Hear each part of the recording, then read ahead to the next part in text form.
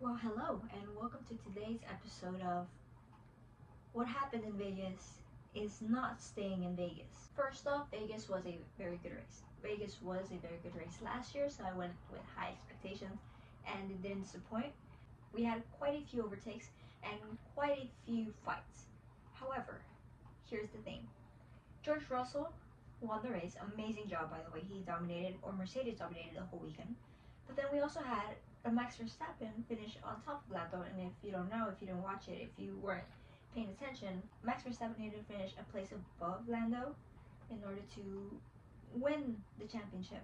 And he did. So congratulations to Max. He really showed what it is to be a champion, what a champion is made of, especially this season with the car he had. But we are here to talk about the Ferraris. And if you don't know, Charles and Carlos had a bit of a situation towards the end, and maybe throughout the race, I just was oblivious to it and didn't even realize. From my point of view, I think it was a great race. They did have a bit of struggle with the tire degradation. However, they managed to get back on track and they finished third and fourth. However, there was a few radio conversations where I was like, what is happening? What is going on? And the first one would be, here's where we begin. So basically, Charles is coming out of boxes, coming out of the pit stop, and Carlos Sainz is right behind him. Obviously, he has more speed. Charles is barely coming out, and they've told Carlos not to overtake you. He is not going to put you under pressure. Just take care of your tires. To what Charles is like, all right, I will stay in front of him. I will keep the position. He is not going to overtake me. The problem was Carlos overtook him. He didn't put him under pressure, but he did pass him. And this is where probably Charles was like, not obeying team orders. I see you. I see you, Carlos. My first thought after seeing that was, check the radio. Check the radio. Ferrari has big miscommunication. Check the radio. So this is Charles to when he sees Carlos pass him, he's like, tell him in Spanish, please. Dile en español para que aprenda que no me debe pasar, son las órdenes. But here's the thing, and I'll let you hear the audio first. It's really close.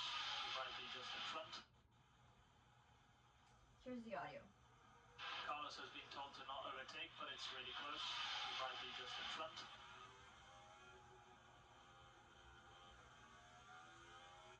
Here, Carlos passes him. He has been told to not put you under pressure.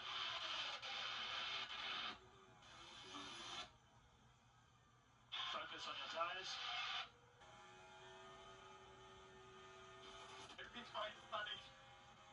Towards the end of that, he's like, maybe try telling him in Spanish. Maybe he will understand you better if you tell him in Spanish. However, and I see the problem. Okay, Charles? I see your problem. He's not following team orders. You guys are playing as a team. However, we go back and look at Carlos' audio. Nowhere do they tell him, don't overtake. They just tell him, don't pressure. And Carlos didn't pressure. He passed him clean. No fight. So there was miscommunication there, to which leads to, obviously, Charles being very mad, because Charles did swap positions multiple times. Both of them did throughout the race. And at the end, Charles is mad. He's like, I always do as you say. I am the nice guy. And it's not even just about being nice, it's about being respectful. And that always gets me in trouble. I always do the right thing. However, I don't get anything in return. And here he's not only talking about Carlos, this is more on Ferrari. Because if you don't know, they've been screwing Charles over so many times. And we saw it with Carlos. You saw when he went into boxes and he stayed out. Do you know why? Because they weren't ready. And that's because Carlos had been telling them laps before, begging them, guys, put me in, put me in. When they told him, come in, he was able to get out. He was able to get out last minute and without any penalization, which is crazy, but he was able to get out. When he asked them, he's like, what happened? Like, why did you tell me no? They were like, we're not ready. Carlos was mad as well. He was like, guys, wake up. We need this. So there was already frustration from both of them. And this exact moment, so whatever happened to Carlos there, reminded me of Monaco. Charles Monaco, where he was in first, and they called him into boxes. He went in. The only problem was that the pit lane to go into the boxes is very different in Monaco and Las Vegas. So as we can see, Carlos was able to come out of the pit lane. However, in Monaco you can't do that. Charles was stuck. They told him, stay out, too late. Frustration from Charles' side because he was leading that race. He was supposed to win his home Grand Prix that year. However, they screwed him over. And they did that with Carlos today. And now, Ferrari, by telling Charles, you know what, he wasn't supposed to overtake you, created that fuel. Like, you know what, we're not playing team orders. Okay, I see how this is going. And I know they're both gonna regret whatever they said. Because at the end of the day, they're both just heated at that moment. It's after a race where they probably thought they deserved better. They had a bit of complications. But after seeing the radios and after looking at it, I feel like they are going to be like, it's not really their fault, is it? You weren't told. I was told something different.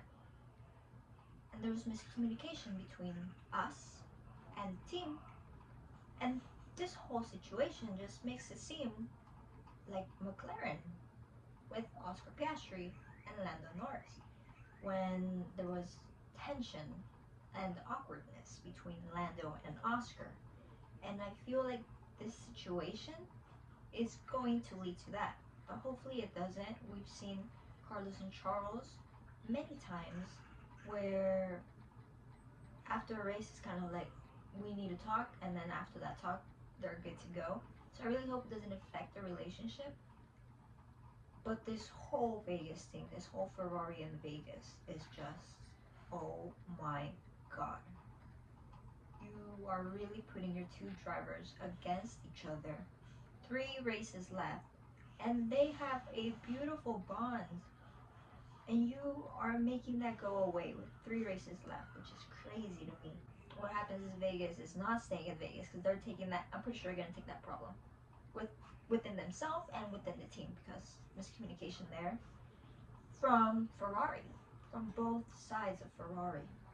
And you see Charles speak up for himself on that point. And it's a little weird seeing, because Charles usually, like he says, you know, I always do as I say.